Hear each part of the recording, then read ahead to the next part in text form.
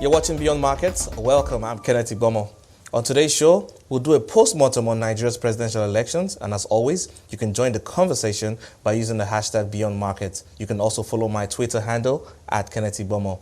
Now, Nigeria's presidential elections was concluded with the Independent National Electoral Commission declaring the incumbent president, Muhammadu Buhari, as the winner of the polls. However, the process was not without hitches. Martin Onovo is a former presidential candidate of the National Conscience Party, joins me as we analyze the entire process. Well, the first thing is that from the beginning, the integrity of INEC was questioned. So many parties asserted the partisanship of INEC. And we must take note of the small things that lead to the big issues. Prior to now, any commander-in-chief or head of government that appoints a chairman for the Electoral Commission appoints from outside his region, which suggests fairness. This is the first time that a head of government appointed the key positions in INEC, which are the chairman and the most senior director, from his region and his religion. In addition to that, the presidency has confirmed that the most senior director is related to the president. So this, from day one, introduced suspicions of partisanship on the part of INEC. And INEC continued to act in ways that seemed to confirm partisanship. I would like you to get into those ways you think the commission was acting in a partisan manner. Very good. The registration of underage voters has been captured in several videos, reported on major edited platforms, and confessed by several notable people. That's one. It's INEC that registered those kids. Number two, the registration process of new people seem to have been skewed in favor of the stronghold of the incumbent that appointed the INEC chairman. I would like you to tell me in specific terms how you think this happened. It's very simple. Many people, if you check your reports, if you covered the registration process, you will see the frustration of people who spent a whole week trying to get registered in registration centers that are mostly in the South. And how easy it was for those who were in the Northwest to get registered by the same INEC, which is supposed to use the same processes. So we have countless cases reported by the mass media. In other words, you're saying there was a structural there was a deliberate yes. to structurally to disenfranchise. Oh, clearly, that's what I'm saying. Those are very, very strong allegations you're making. No, but they have been there. Are you pretending you're not aware? They have been there. The allegations were there when the registration was ongoing. A lot of people, they call to radio stations, they say, I am tired, they say, I've gone 5 times. Yeah, we actually did a report on that. And that's my point. So why are you making it look like these things? I'm not the only one who saw them. Yeah, we saw the difficulty but our report only covered for Lagos. We saw the difficulty. Same thing. I was a presidential candidate. That, in the minimum, suggests that I have structures throughout the country. So I'm able to sit in my office and get an idea of what is happening, even if it's not a perfect picture. Because I know who to reach to. So that's number one. These things are known and documented. Now, if you look at the complaint about nomination, I have gone through that nomination process. I'm not just a public analyst. I filed nomination for president, or my party filed on my behalf, and I submitted my international passport as evidence of my age. INEC rejected it. International passport, Nigerian international passport, and insisted I must bring a sworn affidavit. I had to go and tender a sworn affidavit. Now, somebody submits without WAEC or any other certificate. And INEC took it in and dared us to go to court. That suggests partisanship to me. I'm not saying it should suggest partisanship to you. It suggests partisanship. I have participated in the process. Okay. So, if INEC will be over strict and thorough with me, and then lax with another candidate, and you think that that's not discriminatory, and that's not partisan, that's your opinion. But it is my opinion that INEC should have enforced the constitutional requirement of a minimum of WAEC. If you don't have WAEC, bring your BSc. Bring your teacher's grade too. But bring something. So why do other candidates have to bring? I brought my master's degree from the University of Houston. Okay. Why do other candidates have to bring and one candidate doesn't have to bring? All right, then let's that's impunity. Okay, let's get to other issues because we have a long way to go. We're trying to do a proper postmortem of this election process here. Also, before the elections, there were also some strong statements that kind of raised, issues around. We had this comments from the president, the governor of Kaduna State, talking about body bags. We also had a comment from the president talking about, his directive to the law enforcement agencies to be ruthless on election offenders. When you look at how the election played out for you, and you look at things, do you think this comment in any way shaped how the elections went through? No, I think those were controlled immediately. Of course, you can't have complete control, but the mere fact that the head of government later disagreed with the comment about body bags and said the government was going to guarantee the security of observers and everybody else. So that diffused that a little bit. The one of being ruthless was corrected, unfortunately, by an inferior authority, which is the acting IGP. Because at the last INEC press conference, he said it clearly that ballot box snatchers will be arrested and prosecuted. He didn't say they will be shot at sight. So that's also a technical way of diffusing detention. But we saw what happened in Okota, voter suppression. And we saw that the police, rather than try to arrest the culprits who are on video, was instead trying to pick up the ballot box and the ballot papers. So that could have scared a lot of people. It raised the question, and he mentioned it when he made the announcement there, talking about the fact that, as a country, we need to come sit and have some serious conversations on the electoral process and how to move it forward. In your estimation, how do you think this should go about? We've had the people from the Situation Room, the Nigerian civil societies are suggesting that we have a proper stakeholders meeting, and everybody sits in and then gives their own chip in their own thoughts on, how we can all come together as a nation and move this electoral process forward. I think you're asking the right questions, but I won't ask those questions in those manners because I'm an insider. Okay. There's the ethical ambience is very poor. The ethical ambience is very poor. On the side of the commission?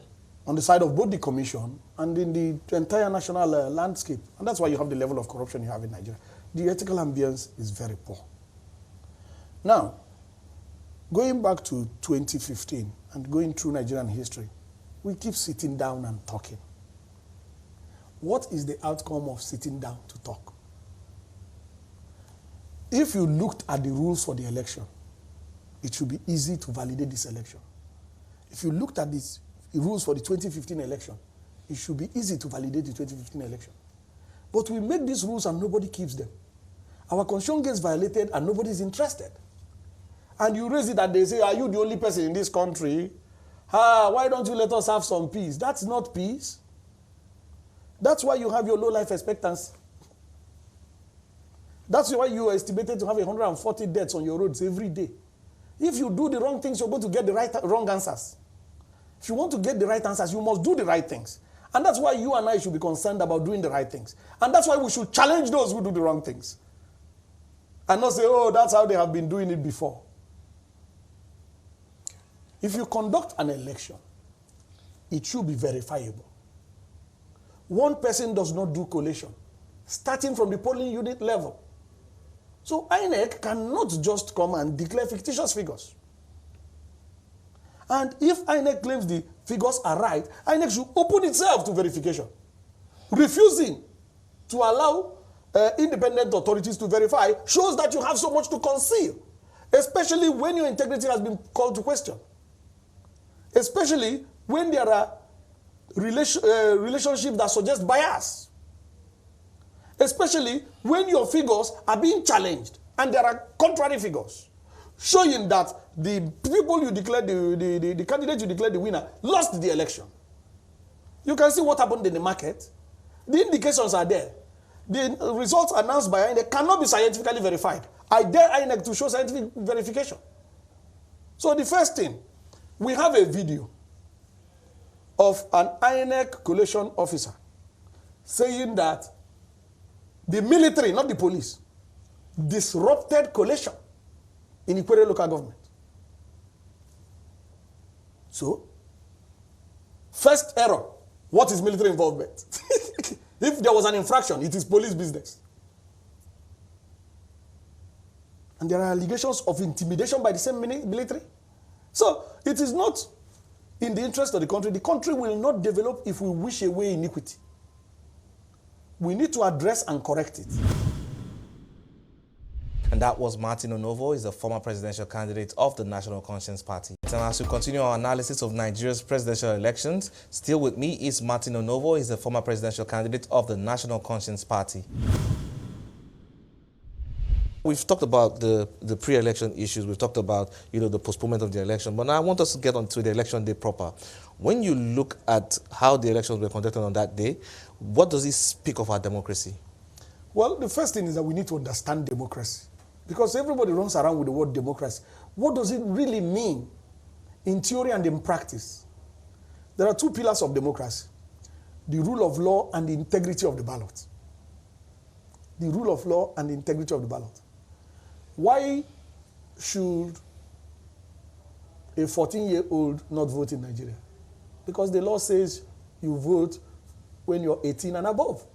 That's the rule of law. Now, if a 9-year-old is able to vote in Kano under the same law, but a 16-year-old cannot vote in Owerri, what does that mean? That's a violation of the law. So these things are simple. Over-analysis is part of the problem because over-analysis is being used to becloud simple issues. And that's why I don't want to engage in any over-analysis. It's being used to becloud simple issues. So that's the rule of law. The rule of law also says that the candidate who scores the highest number of valid votes, not invalid votes. The same law defines what valid votes are. So if I declare a candidate who has not scored the highest number of valid votes, that's fraudulent. That's against the law. Now, the second pillar is the integrity of the ballot. 16 is not greater than 19. 500 is greater than 400. The integrity of the ballot. It is what the ballot says that dictates the direction of an election. It is not what I think. Because I am a professor of quantum mechanics. It's not what I think. It is the integrity of the ballot. And in Nigeria, it's universal adult suffrage. So, if you're a professor, one vote. If you're a stark illiterate grandma, one vote.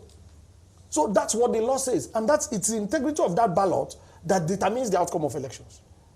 So when we say violations, anything that does not comply with these standards is undemocratic. Okay, so let's look at, we agree that a lot happened on the day. We saw violence, flashes of violence here and there across the country. We saw voter intimidation in some areas. We saw snatching of ballot boxes and even people's ballots being burnt down.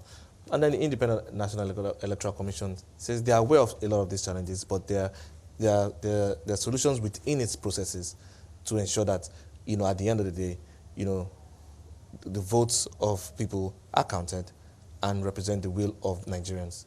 What do you say to this? It is very simple. In Nigeria, things that are simple all over the world become very complicated in Nigeria because we deliberately complicate simple things because of the ethical ambience. Ghana did an election. One other African country did an election. Senegal had the election just immediately after our own. Their results came up before our own. Even before the official result of INEC came up, the US Congress had raised issues that it was taking forever, and that allows for tampering. So the standards we have are stone age and unacceptable. If we had signed the Electoral Act Amendment that was endorsed by the same INEC, but when the government rejected, the same INEC developed cold feet, the same INEC. If we had signed it, it would have been more difficult to rig the election, because results would have been sent directly from the polling units to central collation. In which case, you eliminate how many levels? Ward level, local government, state level, which allow, 3 levels that allow for manipulation. So, if those results come in there, we're not saying it's final.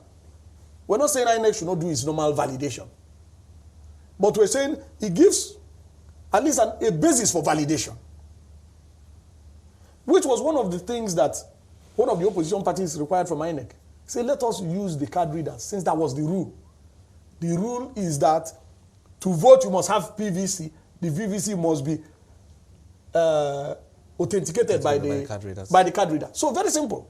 Give us the card reader total accreditation numbers, so that we even know the total number of votes, so that you're not padding. Because the allegations now are that votes were removed from opposition parties and votes were padded. So it is simple to clear. Specific states have been named. They're not up to 10. Open those states to verification. Very simple.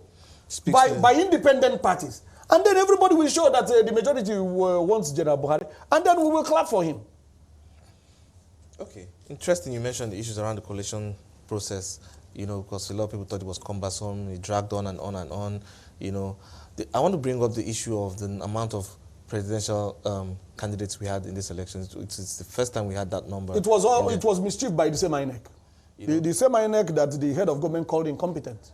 How do you say? And the INEC is completely incompetent. Yeah, but and if they're incompetent, they can't deliver a free and fair election. But I need you to clarify why you think it was mischief. It was mischief because INEC says the law allows you to register political parties. That is true. That is true. What are the conditions? Did all those 73 entities meet the conditions? No.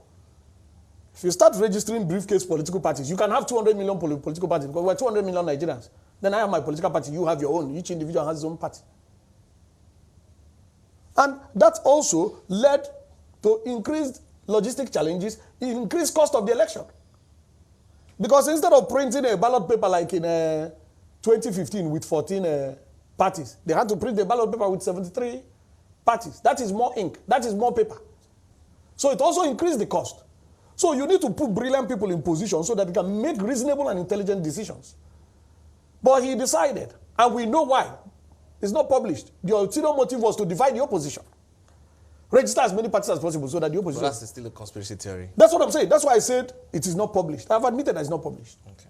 But that is the motive. There's no other motive. Divide the opposition, split their votes. Because I think it's... Yeah, I agree on the one hand that it's quite much, because at the end of the day, we saw just on the eve of the elections, about 12 of the parties... It also delays the process. Because if you have 14 options, it's easy to identify the one you want out of 14, the party you want. If you have 73 options, maybe you have to strain your eyes before you identify the party you want. So it was deliberate mischief. And you can see that a lot of them did not participate in the election. They did not campaign. But do you think there was enough voter education, you know, on part of INEC to get people to understand that about the parties? There was not enough, but we have a history. We voted in 1999. We voted in 2003. We voted in 2007. We voted in 2011. We voted in 2015. We have a history. So, with that history, we should have built the culture. But because of corruption and fraud, the culture cannot develop. Okay. Yeah, because I look at the coalition process and a lot of issues, you know, came in during that time. We had the issue of one of the presiding officers who came in who was drunk and couldn't read the one for the state, and then they had to get someone else to read it on behalf. It speaks to the character and question of people who are handling these very sensitive materials. You know, we have ad hoc staff, people from the NYC, and you know, people who are not full staff of the INEC handling a lot of this sensitive material on election day. You know, we had an incident in Ikoyi where, you know, some of the people complained that they came in late, and even when they came in, their attitude was not in a manner that people felt, you know, could, you know, assure them that, you know, we've been waiting here, at least you give us that modicum of respect and dignity. But when you look at that, it speaks to the fact that the commission is short-staffed. I don't agree with your conclusion. Why? Okay, all right then. Why don't I agree? Right. INEC cannot, for elections that hold in 2 days out of, in every 4 years, employ everybody it needs. The idea of using corpers, I find it reasonable. Corpers are people who have an identity. If there's a fraud and the corper has committed fraud, we can find him. We can find him. The corper is not a nameless person. We know where he went to university, we know his addresses, we know where he served. So INEC needs ad hoc staff. INEC got funds, and INEC claimed that it trained the people. And I am aware that INEC had training sessions. What you seem to not want to accept, which I am very convinced about, is the deliberate. But you have to prove it beyond reasonable doubt for me before you It's only in court that you can prove it. Okay. And results don't lie. Because the same way we are claiming now that INEC is the legitimate authority to conduct election, that is the same INEC that conducted the election in Anambra that was fraudulent. So we're not saying INEC is not the legitimate authority. We're saying that INEC has a history of conducting fraudulent elections. And there are allegations that this one also is fraudulent.